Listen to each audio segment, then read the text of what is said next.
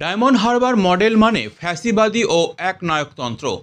বিজেপির কলকাতা উত্তর শহরতলি জেলার তরফে আগরপাড়া খেলার মাঠে আয়োজিত রক্তদান উৎসব এবং স্বাস্থ্য শিবিরে রবিবার এসে এমনটাই দাবি করেছেন রাজ্যের বিরোধী দলনেতা শুভেন্দু অধিকারী। ক্ষোভের সঙ্গে তিনি এদিন বলেন, 2018 সাল থেকে গণতন্ত্র ধর্ষিত ডায়মন্ড হারবারে। 2018 সালের পঞ্চায়েত নির্বাচনে মনোনয়নপত্র জমা দিতে পারেনি বিরোধীরা।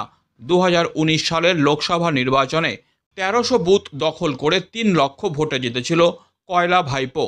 2021 সালের বিধানসভা নির্বাচনের পর তপশিলীভুক্ত 6 থেকে 8 জনকে খুন হতে হয়েছে তৃণমূলের গুন্ডাদের হাতে। শুভেন্দুর দাবি, এবারের পঞ্চায়েত নির্বাচনেও ভোট লুট হয়েছে। শুভেন্দুর সাফ বক্তব্য, পিসি ভাইপো মিলে সরকার চালাচ্ছে আর পুলিশ নিয়ন্ত্রণ করছে ভাইপো। তার সংযোজন নরেন্দ্র মোদীকে সরাতে উঠে পড়ে লেগেছে বিরোধীরা, কিন্তু বিরোধীরা কিছুতেই সফল হবে না। এবিপি আনন্দের মাথা ব্যথা, পশ্চিমবঙ্গের লোকের মাথা ব্যথা না। সংসদের অধিবেশন হলেই ওখানে এপাং ওপাং ঝপাং করতে যায়, অশ্বডিম্ব, কিচ্ছু হবে না। জোর ধরো জেল ভরো, চলছে চলবে। ফিরে এসে দেখবেন আবার একজন হালু ঢুকে গেছে ভিতরে, হালু গেছে খাসায়।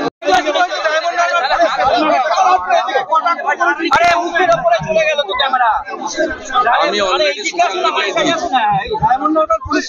ডায়মন্ড হারবারে 2018 সাল থেকে গণতন্ত্র যদি কোথাও ধর্ষিত হয়, ধ্বংস হয়, লুপ্তপ্রায় হয়, সেটা ডায়মন্ড হারবার। 18 সালের পঞ্চায়েতে ডায়মন্ড হারবার একটা নমিনেশন করতে দেয়নি, একটা নট এ সিঙ্গেল। 19 লোকসভা নির্বাচনে ডায়মন্ড হারবারের 1300 বুথ দখল করে 3 লক্ষ ভোটে কয়লা ভাইপো জিতেছে। ডায়মন্ড হারবারে 21 সালে বিধানসভা নির্বাচনের পরে 6 থেকে 8 জন বিজেপি কর্মী, বিশেষ করে শিডিউল কাস্ট সম্প্রদায়ের লোক, তাদেরকে খুন হতে হয়েছে তৃণমূলের গুন্ডাদের হাতে।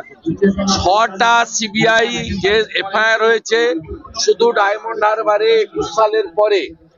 এবং ডায়মন্ড হারবারে পঞ্চায়েত নির্বাচনও এবারে সবচেয়ে বেশি লুট, গণনা কেন্দ্র লুট আপনারা দেখেছেন।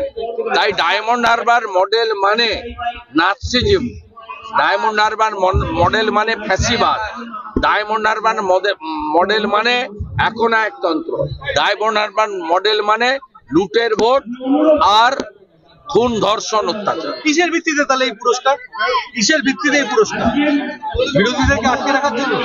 না, আপনি যে কোম্পানির মানে মিডিয়া গ্রুপের যে রিপোর্টার, সেই গ্রুপের মালিক যদি বলে যে আমি নিজেই নিজেকে পুরস্কৃত করলাম, আমার টিআরপি সবচেয়ে বেশি, সেলফ ডিক্লেয়ার, এটা তো তাই। এখানে পিসি আর ভাইপো দুজন মিলে সরকার চালাচ্ছে, কার্যত পুলিশ নিয়ন্ত্রণ করে ভাইপো।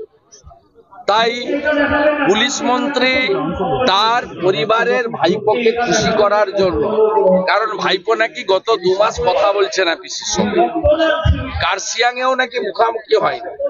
এটা অন্য কি আছে জানি না, একটা তাড়াতাড়ি মুখ্যমন্ত্রী হওয়ার ব্যাপার আছে না, বাড়াচ্ছে কিন্তু জানি না, কিন্তু আমাদের কাছে তো অনেক খোঁজ খবর থাকে।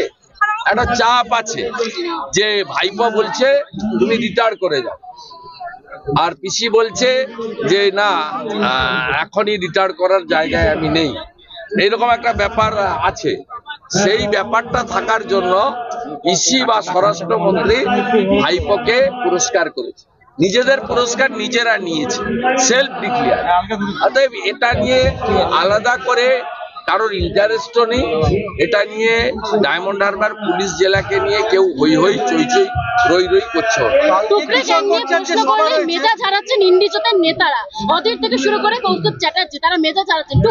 এরা দেশ বিরোধী, কমপ্লিটলি অ্যান্টি ন্যাশনাল, এবং এরা যাদবপুর ইউনিভার্সিটি, জেএনইউ, এইসব লোককে নিয়ে গোটা দেশের জাতীয়বাদ, রাষ্ট্রপ্রেমকে এরা নষ্ট করতে চায়। এদের উদ্দেশ্য হচ্ছে আমরা সংখ্যালঘুদের ভয় দেখিয়ে ভোট নেব এবং দেশের মধ্যে যারা গোমতী থেকে গোদাবরী আরেকটা দেশ করতে চায় সেই বিচ্ছিন্নতাবাদী শক্তিকে আমরা মদত দেব। এদের এখন 1 পয়েন্ট প্রোগ্রাম, যে কোনো ভাবে নরেন্দ্র মোদীকে হাঁটাতে হবে। এই জন্য নরেন্দ্র মোদীকে সরানোর জন্য যত নিচে নামতে হয় এরা নামবে, নামার চেষ্টা করছে, তো বুমেরাংও হচ্ছে। তার মধ্যে আপনি দেখেছেন করুণানিধির নাতিকে, সনাতনকে ধ্বংস করে দেব, তার ফল তো হাতে নাতে মধ্যপ্রদেশ, ছত্তিশগড়, রাজস্থান দিয়েছে। তারপরে রাহুল গান্ধী কাস্ট সেন্সাস করবে, মাইনরিটিদেরকে ভয় দেখাবো যে বিজেপি এলে তোমাদের বিপদ, আর নন মাইনরিটি মানে বিশেষ করে সনাতন হিন্দুদেরকে জাত পাতের ভিত্তিতে ভাগ করে দেবো। This is their aim and object, এবং মূল উদ্দেশ্যটা হচ্ছে যে যেভাবেই হোক নরেন্দ্র মোদীজিকে এবং বিজেপিকে ক্ষমতা থেকে বাইরে রাখা। কিন্তু এটাতে সফল হবে না। এটা যত করছে রাষ্ট্রবাদীর সংখ্যা তত বাড়ছে এবং রাষ্ট্রবাদীরা তত ইউনাইটেড হচ্ছে। আমি জওহরলাল নেহরু ইউনিভার্সিটির কর্তৃপক্ষকে ধন্যবাদ জানাবো। গতকাল তারা একটা অর্ডার বের করেছে যে কোনো দেশ বিরোধী স্লোগান দিলে 20,000 টাকা ফাইন দিতে হবে ক্যাম্পাসের মধ্যে। এই জিনিস দেখার জন্য আমাদের 75 বছর স্বাধীনতার ওয়েট করতে হয়েছে। এটা সকলকে ফলো করা উচিত। আমি নিজে যাদবপুরে যুব মোর্চার প্রোগ্রাম থেকে ফেরার সময় ওদের চরিত্র এবং ওদের স্বরূপ দেখেছি। সেদিনকে আমি হাইকোর্টে গেছিলাম যে প্লিজ ইন্টারফেয়ার, এখানেও এনআইএ দরকার আছে। আজকে ললিত ঝায়ের ইস্যুর পরে প্রমাণ হয়েছে যে সেদিনকার আমার বক্তব্য সঠিক ছিল। আজকে কুণাল ঘোষ বলেছেন যে 2036 পর্যন্ত মমতা বন্দ্যোপাধ্যায় মুখ্যমন্ত্রী থাকবেন, তৃণমূল ভাঙবে না, কি বলবেন? আমি এরকম চোর ডাকাতদের কথার উত্তর দিই না, দেব না। আমি নর্দমার কিটের কথার উত্তর দিই না, দেব না।